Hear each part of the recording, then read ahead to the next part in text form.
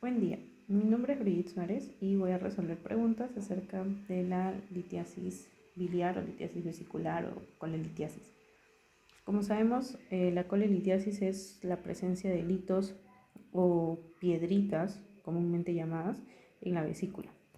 Estos litos se forman porque el contenido de la vesícula biliar, es decir, la bilis, se ha solidificado.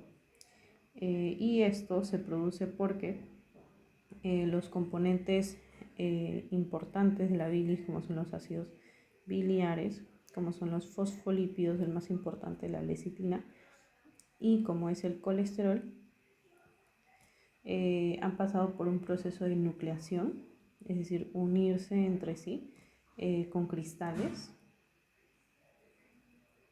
Además, la vesícula biliar ha absorbido líquido de la bilis y por lo tanto lo que hace es saturar esta bilis de colesterol, y al perder su líquido hace más fácil que esto precipite y que se solidifique. También hay sustancias pronucleares, o sea que favorecen la nucleación de estos contenidos, que es las glicoproteínas, que se secretan justo aquí en el cuello vesicular, y por eso es que justo aquí en el cuello vesicular o bacinete es que los cálculos pueden impactar. También, si obviamente la vesícula se contrae menos, la motilidad de la vesícula está disminuida, por lo tanto, pues esta bilis no se va a mover tampoco y va a juntarse más fácilmente. Algunas causas por las cuales la vesícula biliar no se moviliza son, por ejemplo, el ayuno prolongado, porque cuando estamos en ayunas no se secreta la colecistoquinina, que es una hormona secretada por el páncreas para contraer el músculo alrededor de la vesícula biliar y que permita la liberación de bilis almacenada hacia las vías biliares para que llegue hasta la segunda porción del duodeno, donde se va a encargar de emulsificar las grasas. Otra es la nutrición parenteral total, que quiere decir también no consumir alimentos por vía oral, tras una vagotomía, ya que el nervio vago también actúa como un estímulo muy parecido al de la colecistoquinina para estimular la contracción del músculo vesicular, y también el uso de análogos de la somatostatina, porque la somatostatina es una hormona que inhibe a las demás hormonas gastrointestinales. Entonces, estos análogos de somatostatina van a inhibir los efectos de estas hormonas y por lo tanto la contracción de la vesícula. Existe un triángulo que se forma por las concentraciones de colesterol, de sales biliares y de lecitina, que cuando se altera la concentración de colesterol, de sales biliares, cuando aumenta la concentración de colesterol por encima del 20% aproximadamente, también cuando la concentración de lecitina aumenta y cuando la concentración de sales biliares se ve alterada, todo este triángulo se altera y es más probable que precipiten estos cálculos. Entonces, como vemos acá, los componentes de los cálculos son el colesterol, la lecitina, sales biliares. También hay pigmentos acá en la bilis que se encuentra en la vesícula, que son la bilirrubina. Obviamente también va a contener agua, pero en menos proporción, ya que la vesícula se encarga de absorber el agua.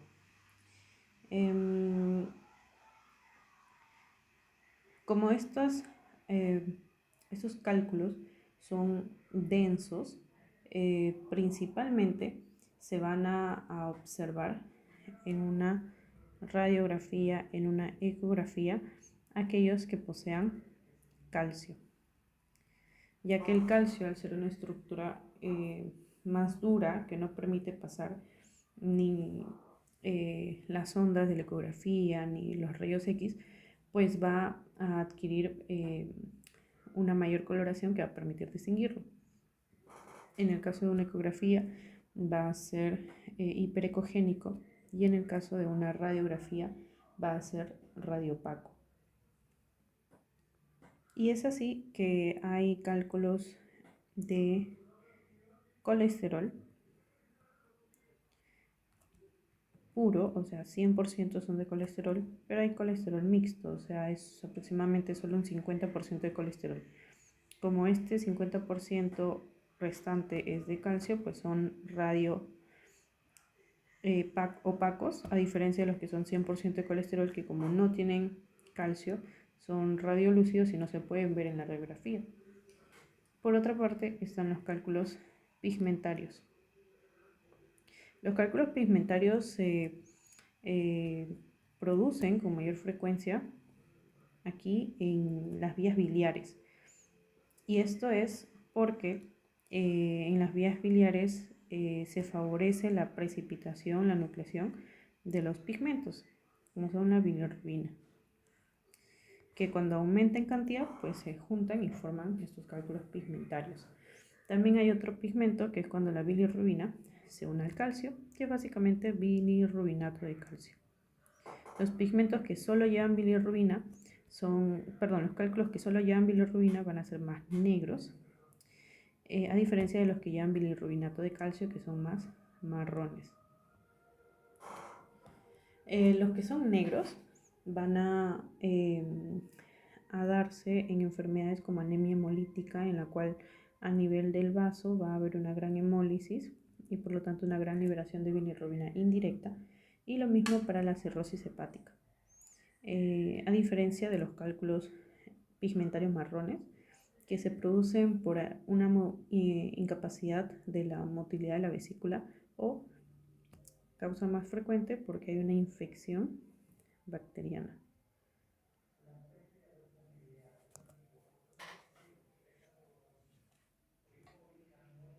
En ese sentido, la respuesta para esta pregunta sería una ecografía, ya que tanto para las demás patologías vesiculares como son colecistitis, incluso también en una sospecha de coledocolitiasis, se pide una ecografía de inicio para valorar la vesícula, el conducto cístico, conducto hepático.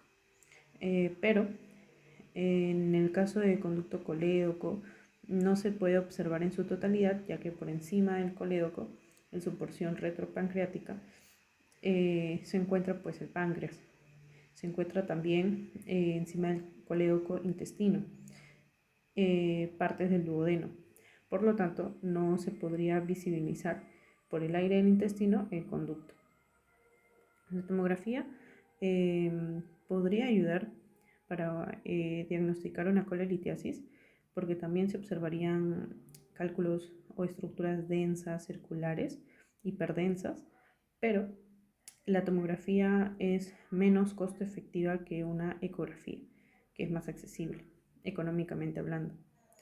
La colangiografía transparieto hepática no tiene sentido realizarse porque es una prueba que permite visibilizar vías biliares, y acá se habla de presencia de lito solo en la vesícula. La colecistografía oral, de la misma manera, no me serviría como un examen de inicio para valorar o descartar la presencia de cálculos en vesícula, al igual que la colangiografía endoscópica, porque es para vías biliares. Indique cuál de las siguientes no es un factor favorecedor de la formación de cálculos de colesterol. Como mencionaba, los cálculos de colesterol pues tienen o 100% de su contenido colesterol, o tienen 50% de su contenido como colesterol, y el 50% restante es calcio. El colesterol se va a encontrar aumentado cuando el hígado aumenta la síntesis de colesterol, y por lo tanto va a aumentar también su presencia en la vesícula. Y la producción hepática de colesterol es dependiente de las grasas que se consumen en la dieta. También es dependiente obviamente de la producción de grasa, producción de colesterol por nuestro cuerpo, por el hígado. La dieta tiene que ver entonces con la obesidad, hipertrigliceridemia,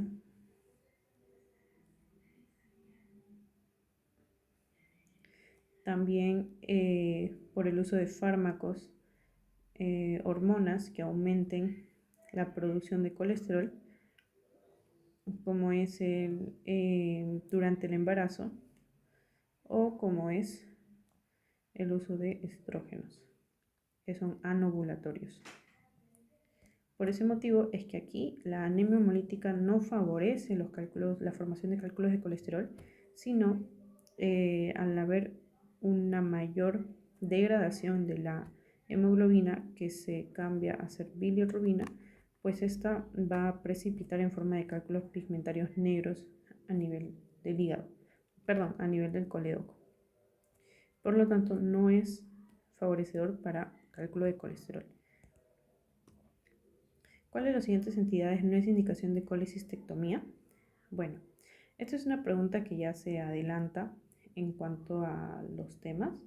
Si bien acá estamos hablando solo de colelitiasis, debemos saber que si estos litos son pequeños y no generan ningún malestar en la persona, no habría sentido de realizar la extirpación de la vesícula, ya que estos se pueden eliminar a través de las vías biliares hacia intestino, luego disminuir su cantidad en vesícula y además disminuir su síntesis con cambios en la dieta. Por lo tanto, la colecistectomía solo se realiza si hay cálculos muy grandes que estén causando síntomas clínica, si por ejemplo esté provocando acá una obstrucción a nivel del bacinete y esté generando una colecistectomía, esté generando una colecistitis aguda, o si por ejemplo esta inflamación de la vesícula ha sido crónica, o sea, varias veces se está impactando acá en el cuello, está generando cólicos por mucho tiempo de manera intermitente y la vesícula se engruesa, llamándose vesícula en porcelana, que tiene un alto riesgo de llevar a complicaciones como el cáncer. O por ejemplo, si hay una malformación congénita acá en la vesícula, se indica recién la colecistectomía. Pero no es una indicación que simplemente no tenga litiasis y que simplemente tenga una infección por la Salmonella typhi y no tiene síntomas. En una pancreatitis crónica sí se indica porque es una complicación de la colelitiasis. El hito está migrando hasta impactarse de repente a nivel de la ampolla de Vater e impidiendo la liberación de las enzimas pancreáticas a través del conducto principal del páncreas, que es el conducto de Wilson. También se debe realizar si es que se encuentra un pólipo adenomatoso vesicular con más de 1 centímetro de tamaño, porque estos son con alta probabilidad malignos. Y la microlitiasis sintomática también, porque a pesar de que sean litos pequeños y genera síntomas, pues se debe operar. Y finalmente, ya si hay una colecistitis crónica litiásica y enzima sintomática también. ¿Cuál es el examen inicial para evaluar la vesícula y vías biliares? Es la ecografía de inicio. Primero, porque permite una buena visibilidad del contenido vesicular, si hay litos o no, de la pared, si hay inflamación alrededor de la pared. También me permite evaluar el hígado. No me permite evaluar todo el árbol biliar, solo el conducto cístico y un poco de conducto hepático si se pudiera. Por lo tanto, si hay dilatación del conducto cístico, podría sospechar que hay una impactación del cálculo en colédoco. Pero básicamente por su costo es el más frecuentemente indicado, el que se indica de examen inicial ante una sospecha de colelitiasis o incluso de coledocolitiasis, ante cualquier patología vesicular o de vías biliares. No es una CEPRE, colangioresonancia, que sirve para valorar las vías biliares, tampoco una tomografía, que sirve ya cuando tengo el diagnóstico, quiero valorar de repente la extensión de una lesión o detectar de repente variantes anatómicas antes de realizar el procedimiento quirúrgico. ¿Cuál es el procedimiento de diagnóstico inicial en sospecha clínica? Ecografía. ¿Cuál es el procedimiento inicial más utilizado para el diagnóstico por su alta sensibilidad? La ecografía. Se menciona que la ecografía tiene una sensibilidad aproximadamente del 85 al 90%.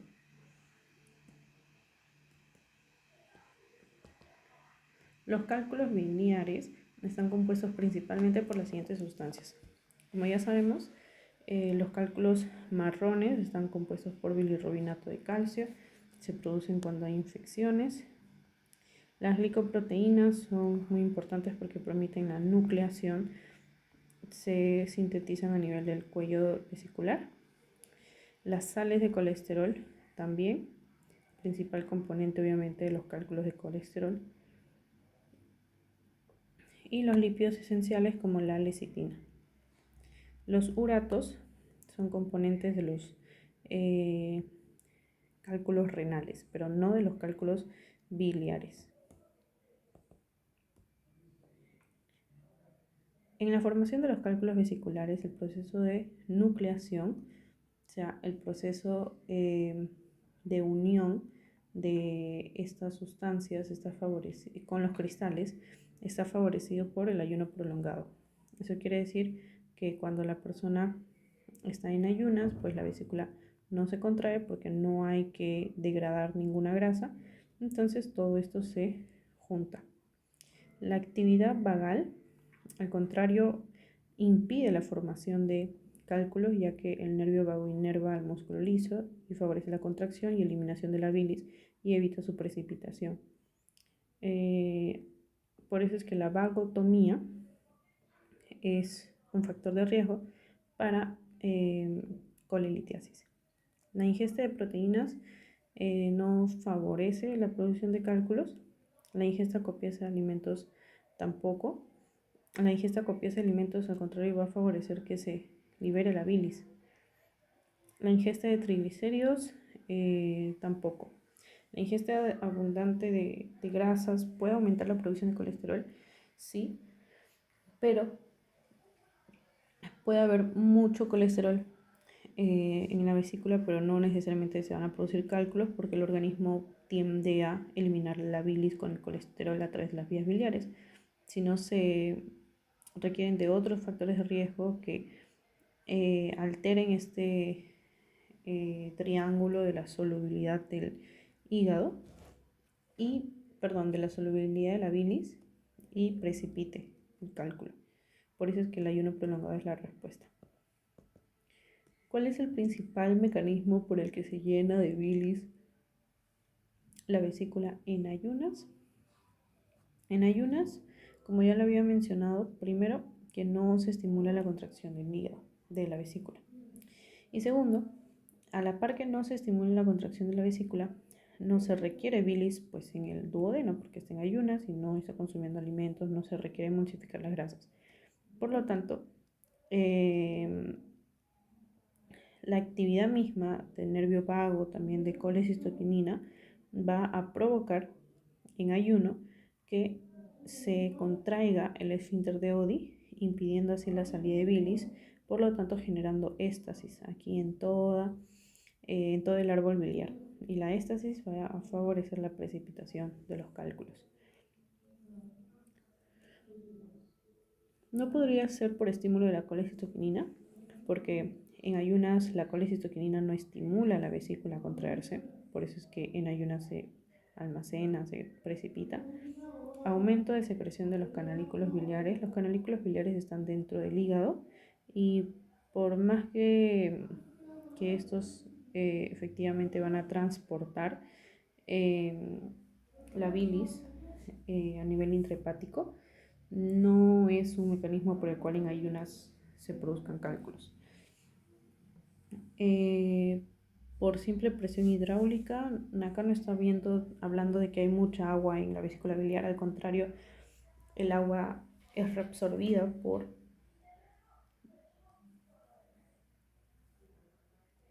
la vesícula y al disminuir la solubilidad, pues estos precipitan con mayor probabilidad.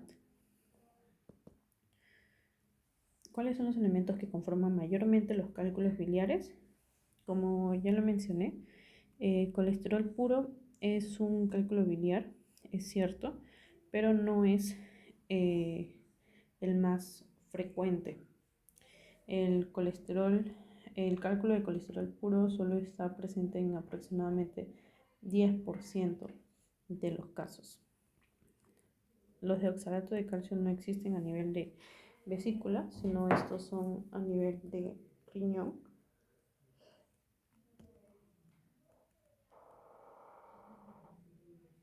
Los de bilirrubinato de calcio son los pigmentarios marrones.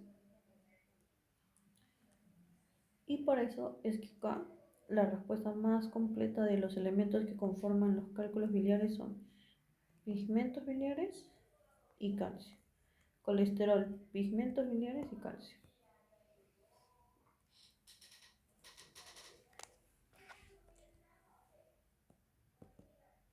La composición química de los cálculos vesiculares en su gran mayoría son los cálculos biliares puros o mixtos. Esto se refiere obviamente a los cálculos de colesterol.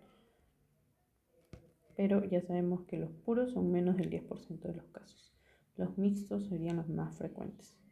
¿Cuál es el componente químico más importante? Colesterol. Oxalato de calcio es nefrolitiasis, fosfato de amonio no es, fosfolípidos tampoco. En el triángulo de la solubilidad de la bilis que explica la formación de cálculos en la vesícula biliar, dos componentes son sales biliares y lecitina. El tercer componente obviamente es el colesterol. Y para concluir esta presentación, como ya sabemos, la colecistectomía solo se hace si el paciente es asintomático o presenta complicaciones de la litiasis vesicular. Pero hay casos en los cuales el paciente puede ser asintomático e igual se le debe hacer una colecistectomía.